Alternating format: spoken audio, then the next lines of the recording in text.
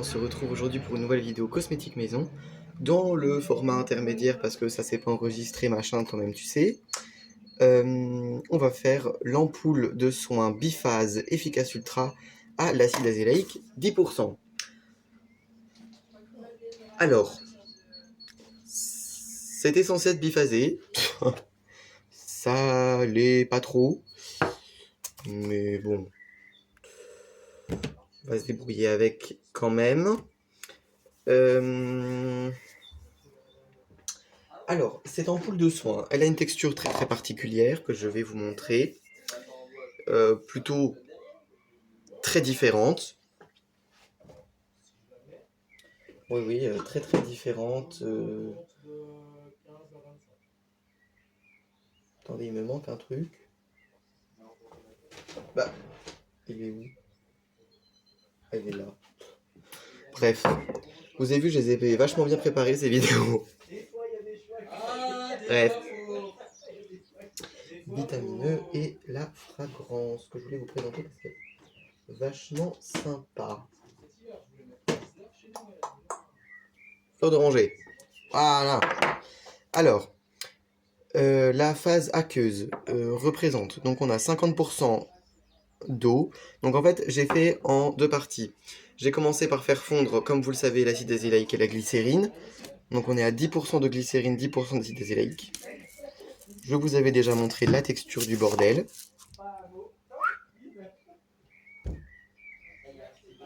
Dites-moi si vous trouvez la qualité meilleure. Je filme avec l'appareil photo de Google. Sur mon Motorola, hein, c'est toujours le même téléphone. Hein.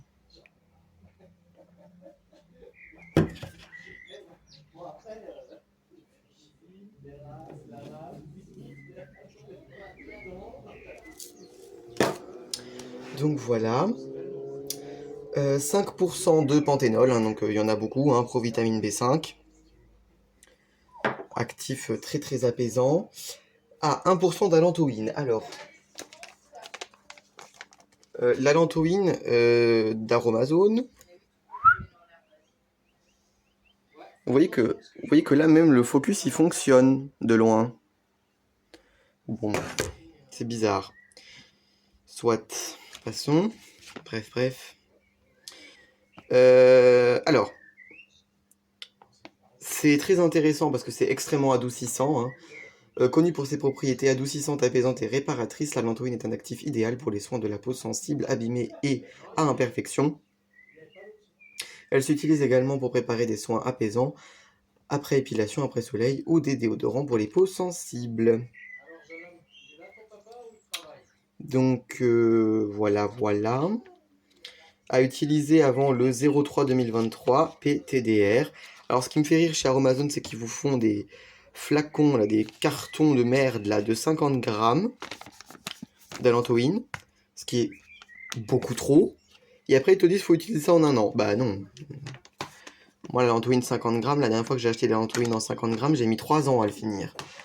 En même temps, on met 1% quand on fait des flacons de 30 ml, même à la limite si on fait 250, on met quoi? On met 2,5 grammes, c'est rien du tout. Donc c'est vrai que ça ne part pas vite. 3% de Fucocert. L'actif magique. Bon, le focus. Coucou. Voilà. Le bisabolol, on l'a mis dans l'autre phase. 1% de Calm My Skin. On le trouve que chez Cosmae, hein, ce produit-là. C'est du sodium, je sais pas quoi. Alors attendez, je vous dis ce qu'il y a dedans quand même. Hein. Sodium citrate. Fragamite. Je sais pas ce que c'est. Fragamite communis extract. Poria cocos extract. Citric acid, sodium benzoate. Bon. Why not? Pourquoi pas? 1% de Cosgar, bien évidemment, parce qu'il faut quand même la conserver, cette phase aqueuse. Dans la phase huileuse, on a 10% d'huile d'amande douce, qui est une huile très douce et adoucissante, hein, je vous l'avais déjà dit. Celle de My Cosmetics, elle a une belle odeur de fruits à coque. 5% de coco silicone volatile, qui s'appelle aussi Dry Touch chez Aromazone.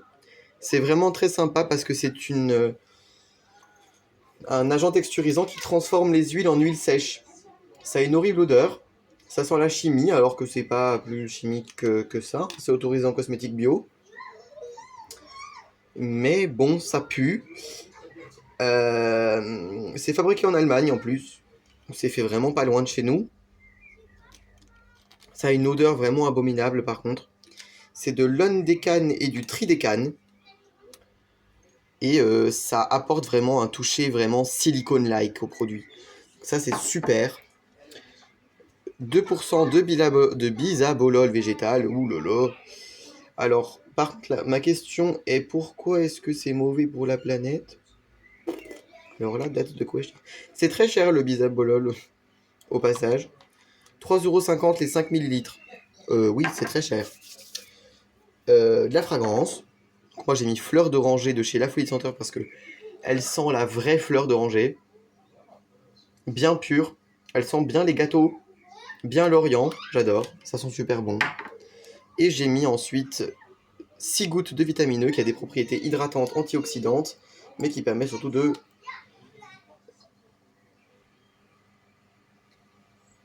qui permet de...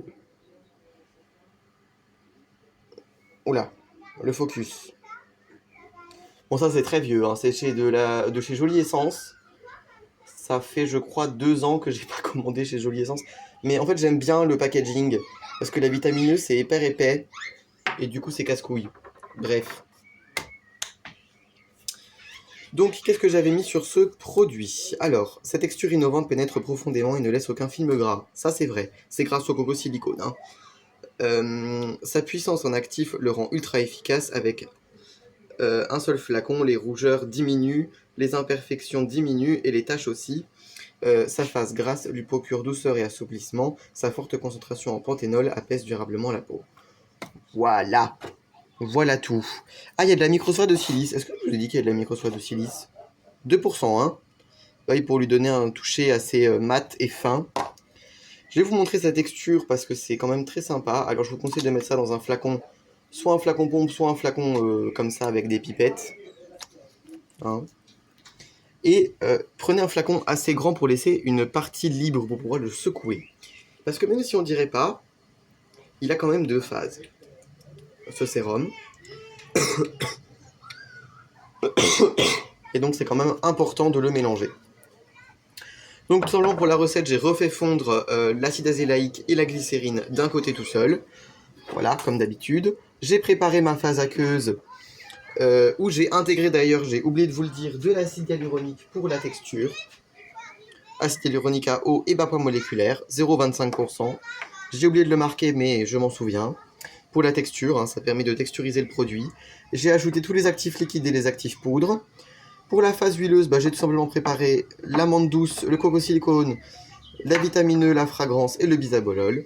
Puis une fois que tout était prêt, j'ai mis d'abord la phase aqueuse, puis la phase huileuse. J'ai tout mélangé, ça a donné cette texture magique qu'on dirait qu'on n'a pas besoin de shaker, mais en fait, vous verrez que si vous la mélangez, il y a comme des billes d'huile qui sont pas très agréables en fait quand on met ça sur la peau. Donc pensez à quand même bien le mélanger.